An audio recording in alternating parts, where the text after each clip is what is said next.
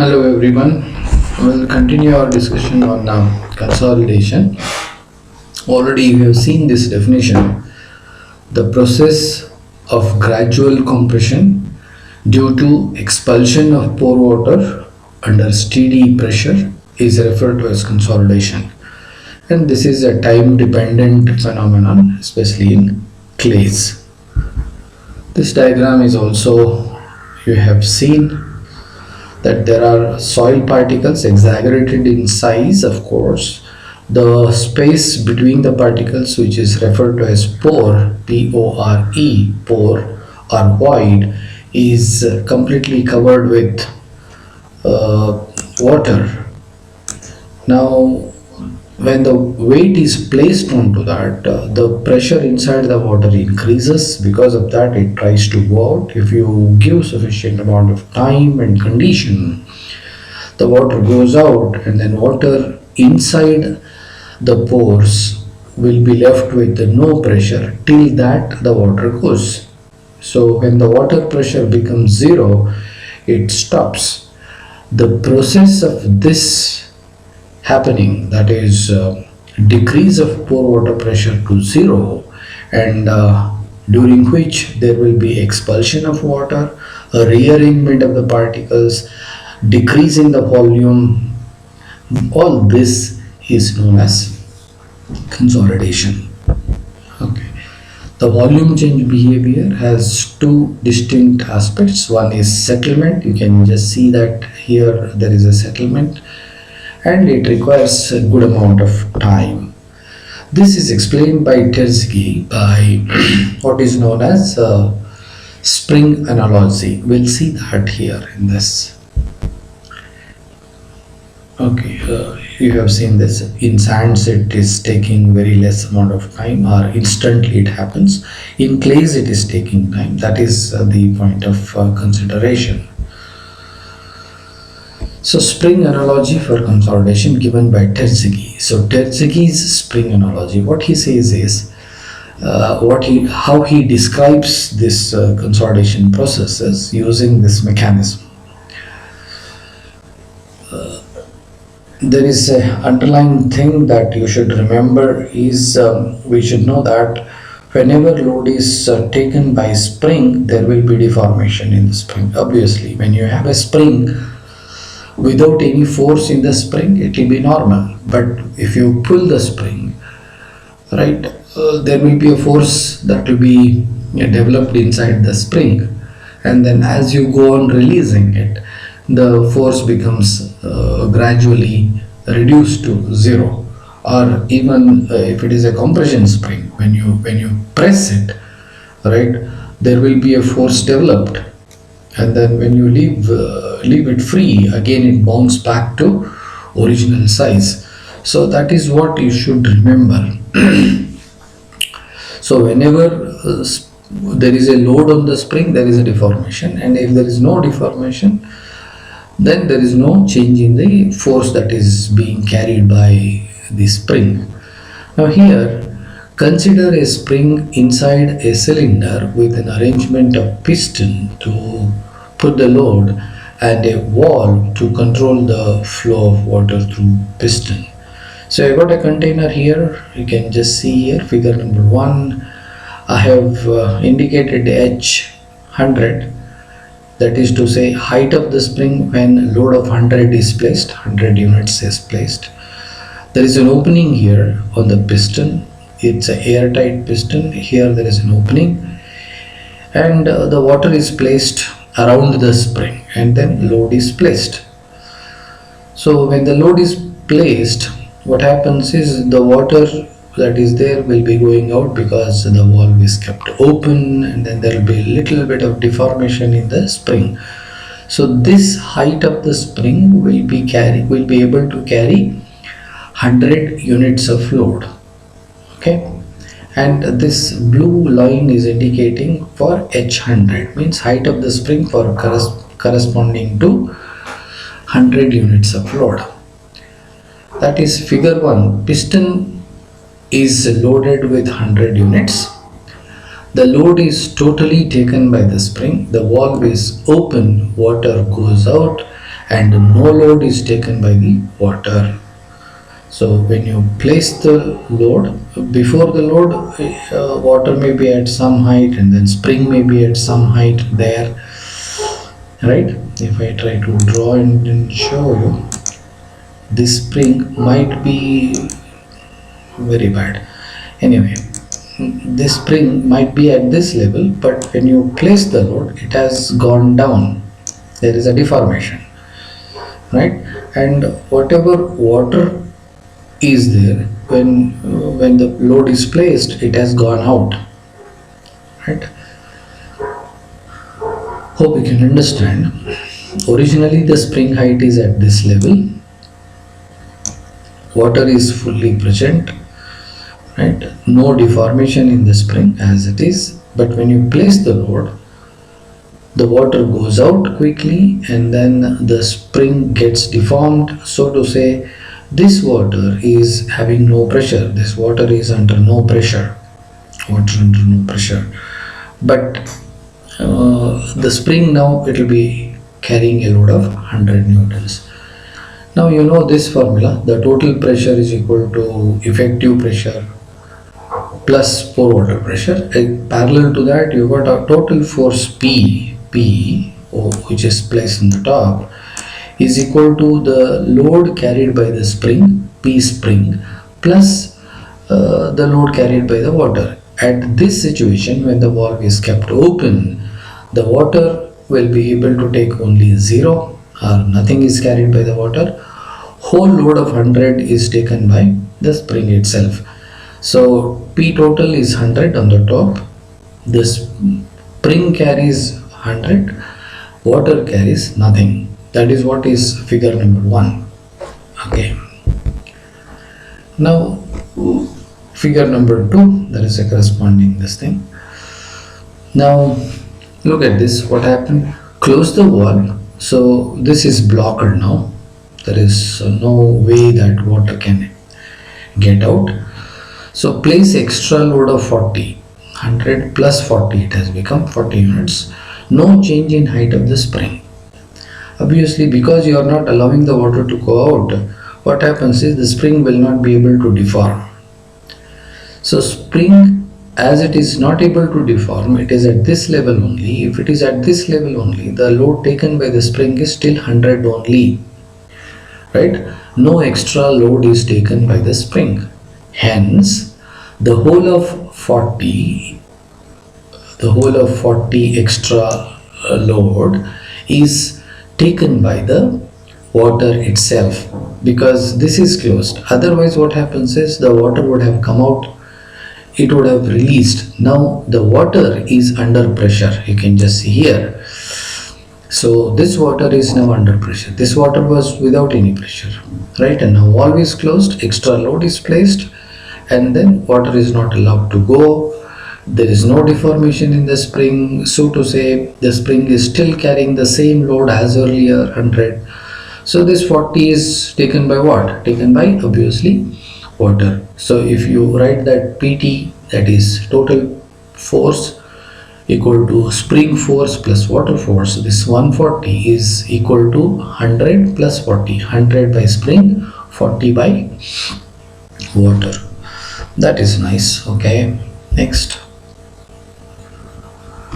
Okay, now figure number 3, you just refer to this blue line. Now what we have done is slightly open the valve for some time and then again quickly close it. Means little of water is allowed to go out, right? Now what happens is, it is totally allowed to go out, that is to say 140, 140 is there. Only little amount of water is allowed to pass out, and there is a deformation here. Can you observe here? There is a deformation of delta x, means the spring has got deformed. Now what is the load on the spring? Obviously it is more than 100 because it is deformed further. Okay, I'll read this first of all. Open the valve a little, the water under pressure goes out, quickly close the valve. In the sense, don't allow the water to fully go out, just close the valve. The decrease in height of the spring is delta x1. Okay, that is, there is extra load taken by the spring, say it is 25, means corresponding to this deformation, extra load that is taken by the spring is 25. So to say, load taken by the spring with this level, I can call this as H125. This height of the spring is H125 because this height of the spring is H100. So this is H125. So load taken by spring PS is equal to 100 plus 25, 125. This equation, total force equal to spring force plus water force, will be equal to, using this equation, what is water, water force taken by the water?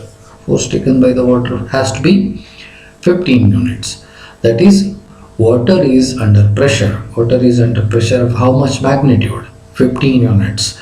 Right? Load taken by it is 15. It is decreased, means earlier it was 40, now it has become 15 because water is allowed to go out. Okay, now further, one more. So now completely keep the valve open.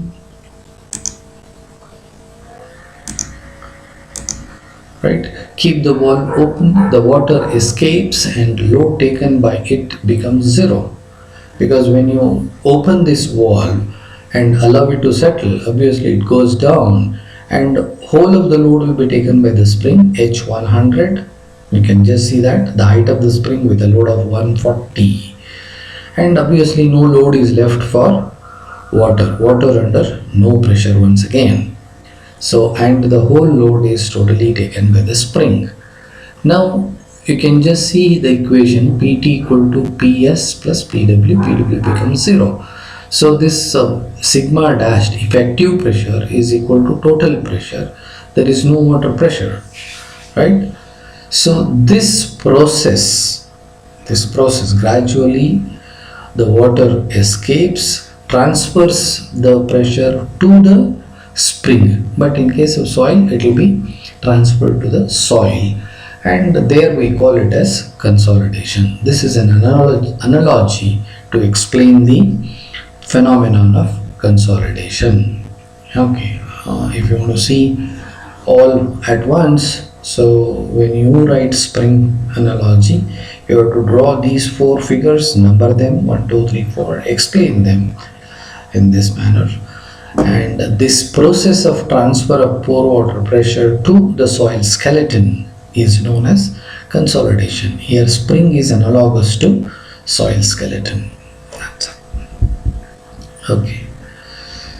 Now there is something more, just observe here. At some stage, out of applied extra 40 newtons, 40 units of load, only 15 is taken by water and 25 is taken by the spring. There was a situation here I had told that 25 is added to the spring, 15 is still left with water taken by spring.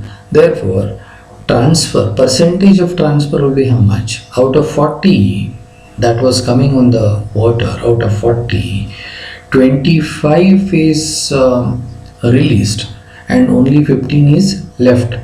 So percentage of transfer is 25 is transferred, but for 100 means it is a percentage. 25 is transferred out of 40, so it becomes 62.5. So this 62.5 is known as percent of consolidation, right? So to say, if it is 100% consolidation, there will be nothing left with the water. So at 100% consolidation, no load is taken by the water, pore water pressure becomes 0. We say that 100% consolidation has happened or occurred. Okay. Okay, here if you look at the syllabus, we have done this mass spring analogy already. Just now we have finished with that. In this further session, We'll try to see consolidation characteristics CC, AV, MV, CV, etc. And if time permits, laboratory one-dimensional consolidation test also. Right? We'll go further and then see the things. Okay, this already you have done, but in the form of notes I have written in simple terms, and consolidation can be described as squeezing of saturated soil mass. I think that is easy. Squeezing of saturated soil mass in clayey soils, clayey soils. When the stress is applied on a saturated soil mass, the strain occurs with respect to long time. This time lag is because the water present in the pores has to be pushed out. The pore water is under pressure, and continuously this decreases till it becomes nil. The pore water pressure becomes nil or zero. The decrease in volume is obvious as the water escapes. The volume V1 decreases to V2 after consolidation. Means I am talking about with respect to this figure. Right? Earlier V1 was the volume with particles and then all that water. So this water separately, if I put it over here, it is water whites, and only the solids, if I add up and then put it here, it will be Vs, volume of solids. The same volume V1 is put as total solids over here, total whites here, but all these whites are fully filled up with water. Now this is before. Now if you allow it to consolidate, what happens is there will be decrease in the volume. This decrease in the volume will be because of what? Volume of solid cannot change. Vs remains as it is, Vs. But the only thing is, because water goes out, the white volume becomes less and then it becomes V2. And actual condition inside the soil mass, the soil particles will be, look at that, it is rarely arranged. Here it is compact or densely arranged. And then the total whites has become less after consolidation, right? V1 to V2. Now observe, volume of solids before and after is remaining the same. Volume of solids is remaining the same. Decrease in volume is due to decrease in whites which were occupied by expelled water. Okay. Now what is definition of consolidation? It is a time dependent phenomenon under a static load. We are not putting dynamic load, we are not hammering or putting some, right? Dynamic load is not put. Compaction, unlike compaction, in compaction we put a load continuously 25 times over a height, it is falling, etc. But here it is a static load. You place the load and then wait a sufficient amount of time. On saturated clay soil mass, right, water escapes, the volume decreases, and involves the continuous readjustment of effective and pore water pressures. So all this should come in your definition of consolidation. It is a time dependent phenomenon under static load on saturated clay soil mass, where water escapes, the volume decreases, and it involves readjustments of effective and pore water pressure. After full consolidation, pore water pressure becomes zero. Okay, one-dimensional consolidation theory. Already we have learned, but quickly we'll recap. Consolidation is a process in which saturated soil mass under a heavy static load gets squeezed.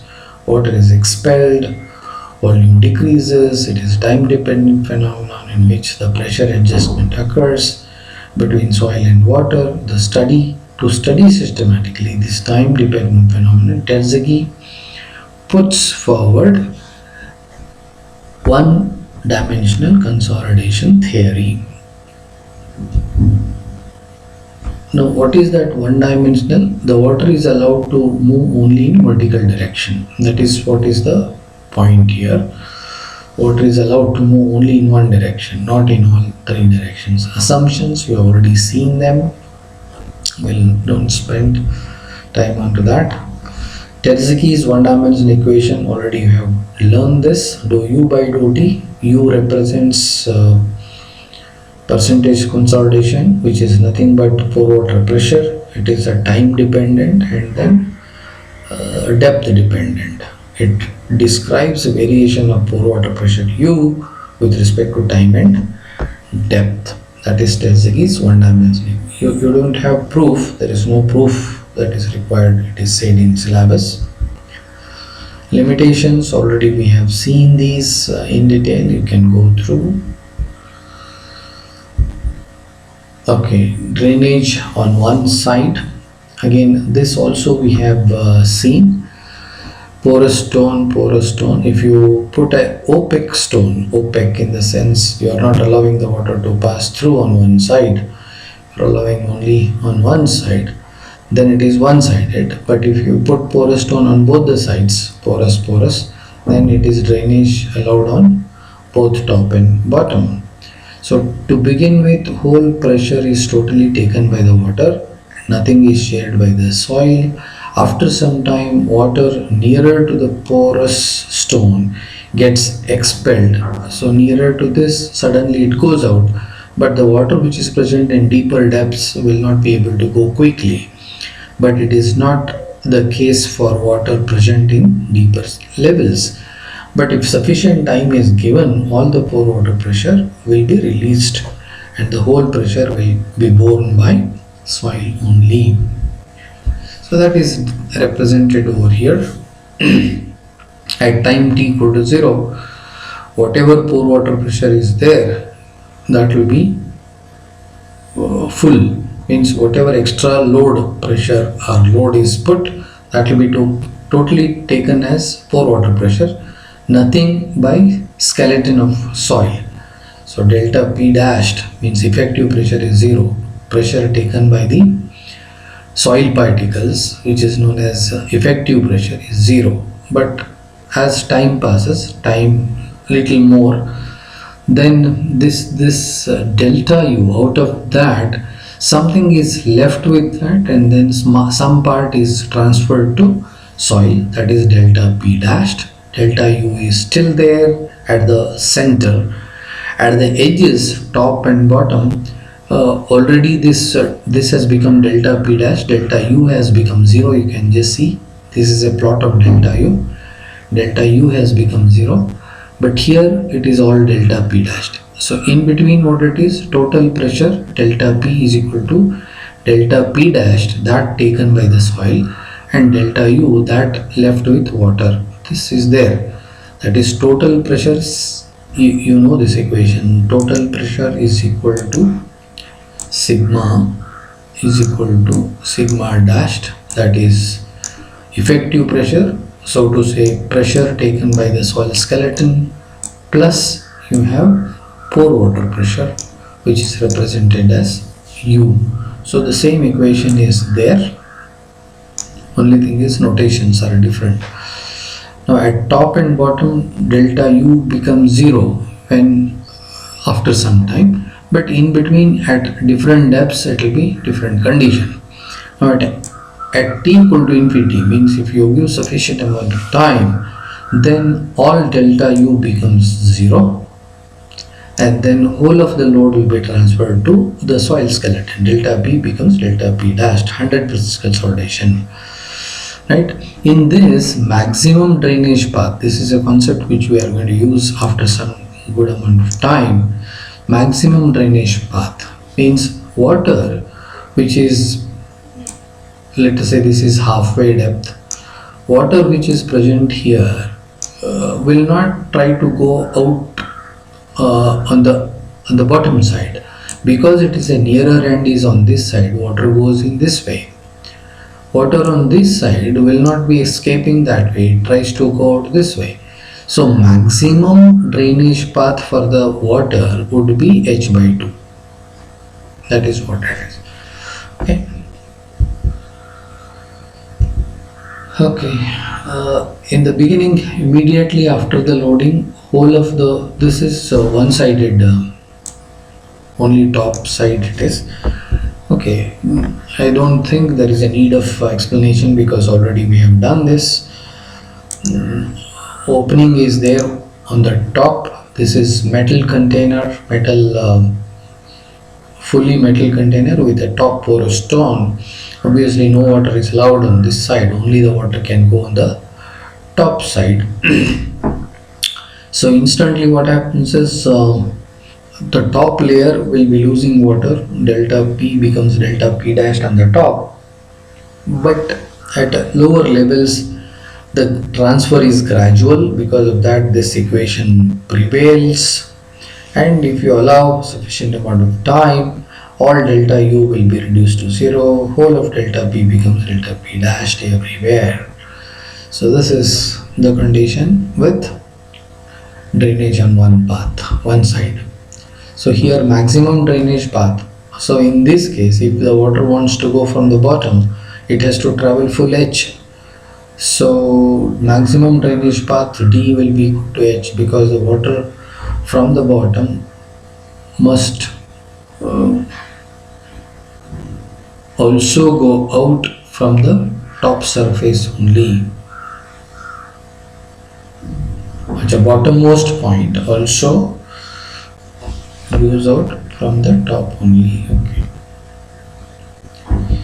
Laboratory one dimensional consolidation test. This is also called oedometer test, OEDOR. Let me write it because sometimes this is referred to as that. This is OEDO,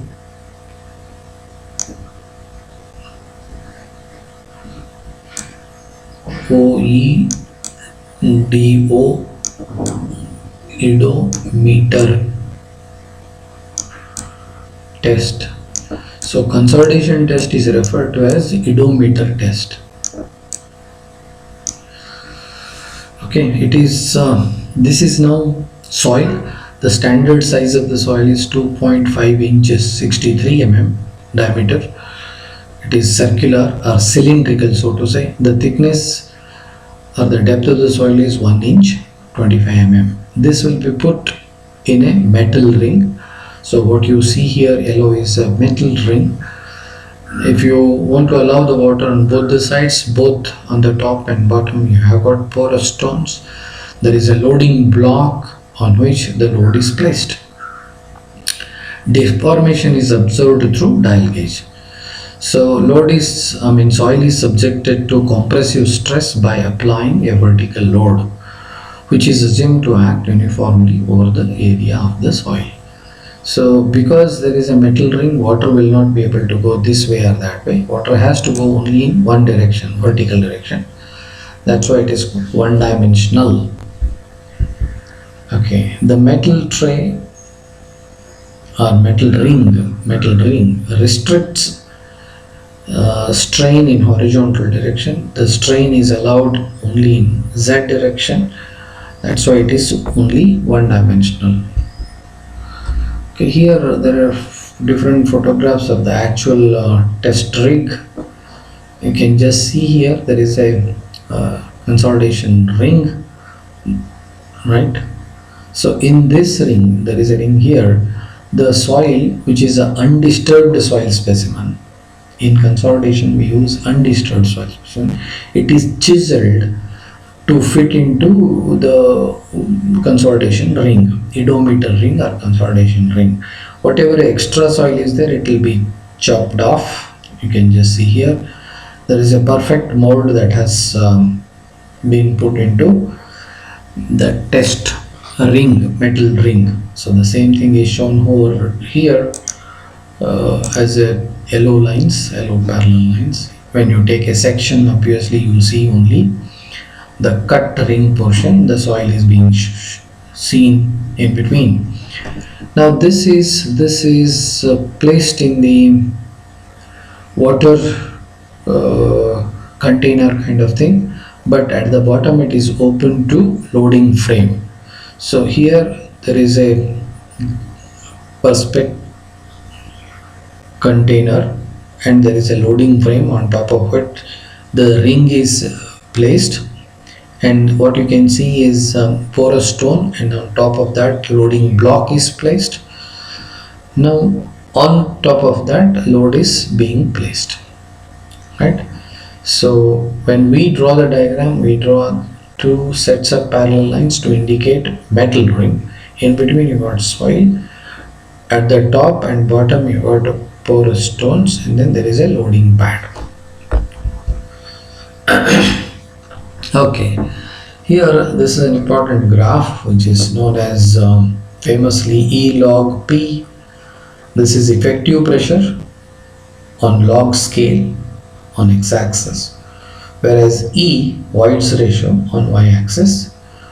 So in the beginning it is over here, right? And when the load is placed, obviously the void decrease, right? It is plotted in the downward direction, so to say there is a decrease, right? So typically from A to B it goes gradually, and then when it is further loaded, it is going from B to C almost a straight line, right? Now at C, if the load is removed, whatever loading you have done, if you remove the load, it may bounce back to D. The load is decreased to this point, right? Because when you go on increasing the load has come up to this point now, corresponding to C. Now you decrease the load, what happens is the Void's ratio, which was gone to point C, now slightly it increases, right, to point D. Then if you continue once again the loading, again it shows this kind of performance, right? It is shown like that at point C and E, which is with the same load, but voids have decreased now. At continue loading, again it behaves like that. If you allow it backwards, in the sense if you remove the load, it bounces back, reload it, it goes this way. Now slope of BC, look at this BC, straight line portion, or EF or HI, right? Slope of such line is known as compression index. Slope of straight line portion. Slope of CD, that is here, this slope, this is allowed to go back. You are removing the load, that's why it is swelling. Means when you remove the load, it tries to take back some water and then increase in its volume. That's why it is slope of CD or FG is nothing but swelling index. So CC, if you want to write, it is a slope I have told you. So difference in y-axis, difference in E1, E2, corresponding change in pressure, log of P2 minus P2 by P1, log of P2 minus log of P1. So this is known as compression index. Same setup is shown there, same diagram or graph is shown, very important graph, E log P graph. So how the consolidation test is conducted: an undisturbed cylindrical soil specimen, undisturbed, it is important, is placed in consolidometer metal ring. This yellow one is metal ring. Porous stones are placed above and below. The soil sample and porous stones are submerged in water bath. So whatever glass like perspective sheet that you have seen in the earlier diagram, earlier photographs, so this is filled up with water. So water is present at the bottom and the top totally, means it is fully saturated condition, submerged in water, so that they are saturated fully. Dial gauge is used to measure vertical compression or expansion.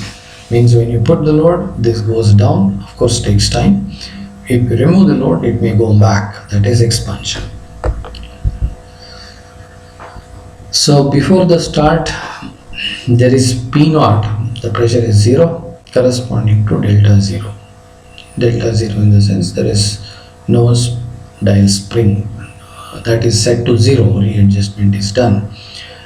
Now place P1 load, the first loading, and start observation of settlement. After 24 hours, Let us say it is delta 1.